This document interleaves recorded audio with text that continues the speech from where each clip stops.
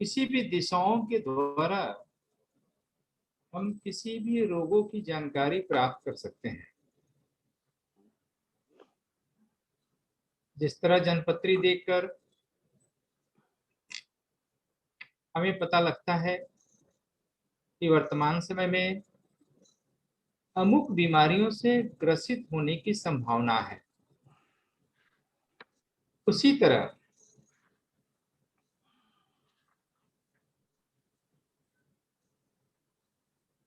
वास्तु में दिशाओं के सूक्ष्म माइक्रो स्टडी के द्वारा हम किसी भी रोग के बारे में जानकारी प्राप्त कर सकते हैं। यदि किसी दिशा में दोष है, हर दिशाओं का हमारे शारीरिक अंगों पे एक एक्सटर्नल और इंटरनल दोनों ऑर्गन्स पे इसका एक प्रभाव पड़ता है। दिशाओं के खराब या अच्छा होने पे हम अपने शरीर के अंदर की भी स्थितियों की जानकारी हमें मिलती है कि अमुक दिशा के खराब होने से हमें क्या क्या नुकसान हो सकता है, यहाँ पे वास करने वाले को किन किन समस्याओं की सामना करनी पड़ सकती है, इसकी जानकारी हम दिशाओं के आधार पे प्राप्त करते हैं। मैंने पहले भी कहा था कि वास्तु दिशाओं पे के आधार पे आधारित एक व्यवहारिक विज्ञान है। और मैंने आप सबों से कहा था कि कुछ डिग्रियां निर्धारित है, 360 डिग्री की सर्कल, हर दिशाओं के लिए कुछ कुछ डिग्रियां बनी हुई है। और साथ में मैंने ये भी कहा था इसे आप संभव हो तो याद कर लेंगे, तभी आपको यह पता लगेगा कंपास के हिसाब से। यदि किसी का 160 डिग्री खराब है तो हमारे वास्तु में कहाँ पे कौन सा स्थान खराब होगा, इसके परिणाम स्वरूप हमारे शारीरिक अंगों पे कौन से अंगों पे उसकी क्या प्रभाव पड़ेगी, इसका क्रमबद्ध अध्ययन तभी आप कर पाएंगे जब आप दिशाओं के डिग्रियों की आपकी जानकारी होगी। हम लोगों की क्लास अवसान की बेला में चल रही है, हम रेक्टिफिकेशन पे अब आएंगे। हमने सारे प्रॉब्लम्स को देखने का प्रयास किया और उसी क्रम को बढ़ाते हुए आज आपकी 10वीं क्लासेज है और संभवतः 11वीं क्लासेज में आपकी या 12वीं क्लासेज में आपकी क्लास खत्म होनी चाहिए। मैंने भी कहा था कि आप दिशाओं के बारे में कुछ याद कर लेंगे, मुझे बताएंगे कि साउथ की दिशा कितने से कितने डिग्रियों तक होती है, बताएंगे राजा राय चंद्र जी, बताएंगे आप?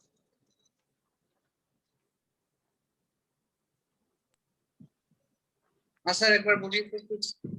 साउथ की दिशा कितनियों से कितनी डिग्रियों के बीच होती है, उससे क्या निर्धारण किया गया है, इसके बारे में बताएंगे मुझे?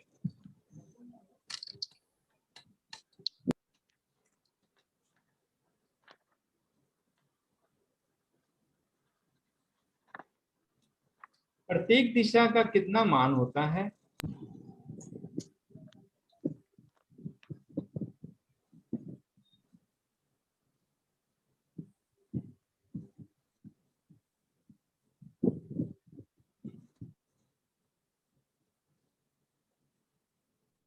चलिए मैं बताता हूँ। 22.5 होता है सर। है 22.5 डिग्री। प्रत्येक दिशाओं की जो मान होती है ना 45 डिग्रियों के अंदर होती है, ठीक है, 45 डिग्री। 22.5 डिग्री जो है ये आपका 22.5 से 22.5 45 डिग्री ये उत्तरी ईशान का क्षेत्र है। और पूरा जो क्षेत्र है 22.5 से 67.5 अर्थात 45 डिग्री का जो क्षेत्र है ईशान का क्षेत्र है, नॉर्थ नॉर्थ ईस्ट। ईस्ट का क्षेत्र है। यदि किसी भी व्यक्ति के घरों में पूरब का दिशा दोष हो, जैसे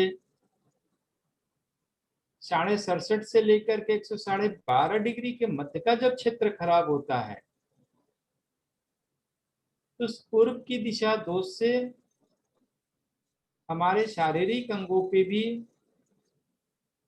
पूरी स्वास्थ्य पे उसका असर आता है। और कहीं ना कहीं सिर, मुंह, दांत और सिर से संबंधित बीमारियों को देखा जाता है।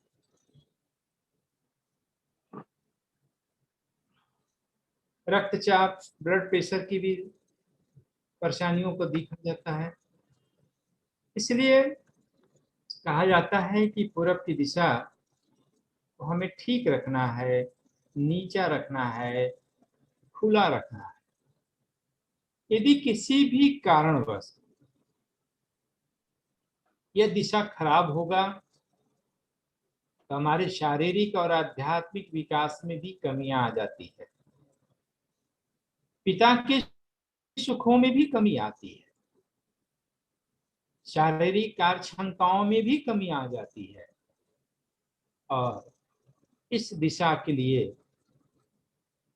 भगवान सूर्य का पूजन करना, सूर्य भगवान को अर्घ देना, सूर्य के मंत्रों की जाप करना, आदित्य हृदय स्तोत्र का पाठ करना, और साथ ही साथ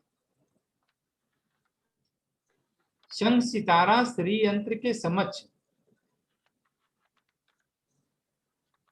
श्री सूक्त की पाठ करना भी काफी लाभदायक होता है। पूरब की दिशा में नीचा रखा जाए, खुला रखा जाए, अन्यथा मानसिक अशांति तो होती ही होती है, पिता के सुखों में भी कमी आ जाती है,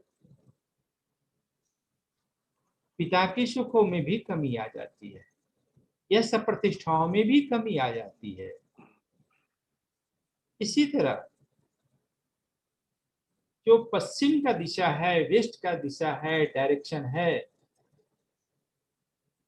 वेस्ट की डायरेक्शन जो 247 हाफ से 247 हाफ से लेकर 292 हाफ के मध्य का क्षेत्र होता है। यह क्षेत्र भी बड़ा ही महत्वपूर्ण है। इस साझेदारी के साथ व्यवसाय को भी दर्शाता है। यह क्षेत्र पति पत्नी का भी है, वैवाहिक सुख को भी दर्शाता है,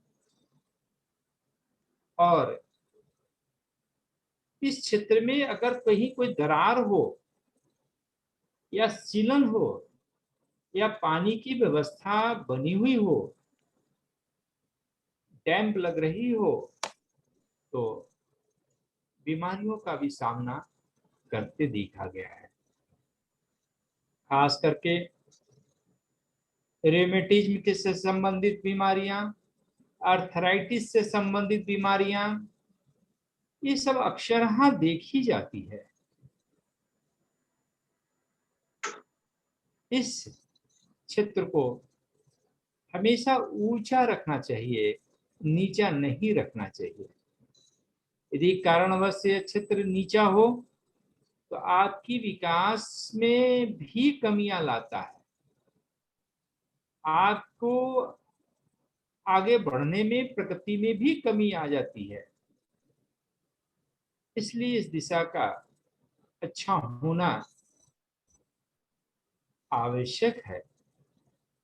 इस दिशा में यदि किसी कारणवश कोई दोष हो, जैसे आपने पढ़ा ओवरहेड टैंक पश्चिम की दिशा में करनी चाहिए। यदि यहाँ पे किसी तरह का दोष हो तो वरुण यंत्र की पूजा पानी से संबंधित खास करके कोई दोष हो तब करें। और इस दिशा को आप रेगुलर शेप में बना के रखें, कभी इसे अनियमित आकार का शेप में ना रखें। अगर यह अनियमित आकार का शेप होगा, बढ़ा हुआ होगा या घटा हुआ होगा, तो तत्संबंधी प्रभाव में भी कमी और वृद्धि होने की संभावना बढ़ जाती है।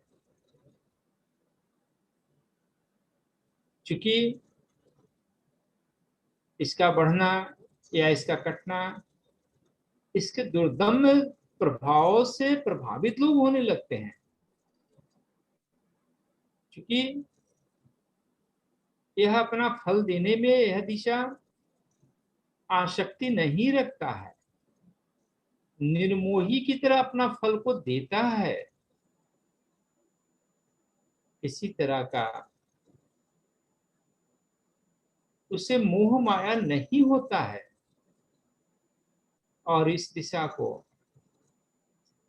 शमी के वृक्ष रख सकते हैं, खेजड़ी का वृक्ष के समक्ष पूजा कर सकते हैं, और शनि यंत्र की भी स्थापना की जा सकती है, जो काफी अच्छा फल देता है। इसके बाद हम लोग उत्तर दिशा की ओर देखें। 337 हाफ से लेकर 22 हाफ के बीच का जो क्षेत्र होता है, उत्तर का दिशा है। यह दिशा मानसिक प्रगति का दिशा है। यह दिशा बच्चों का विकास का दिशा है। यह दिशा आर्थिक प्रगति का दिशा है। इस दिशाओं से सभी प्रकार के सुखों की जानकारी मिलती है। तो वहां नौकर चाकर का सुख की जानकारियां मिलती है। और खास करके बीमारियों में जो देखा जाता है, लंग्स की बीमारियां, फेफड़े से संबंधित बीमारियां, हार्ट से संबंधित बीमारियां, गॉल ब्लैडर से संबंधित परेशानियां, या कॉलरा डायरिया से संबंधित परेशानियों को भी देखा जाता है। इस क्षेत्र को हमेशा खुला रखें, नीचा रखें, ताकि प्रकृति से मिलने वाली जो शक्तियां हैं, जो तत्व है, उसका घरों में प्रवेश बनी रहे। और उत्तर में यदि किसी तरह का दिशा दोष है तो उसे यथाशीघ्र ठीक करावें। घरों में पैरट की पोषण कर सकते हैं, तोते का पालन कर सकते हैं,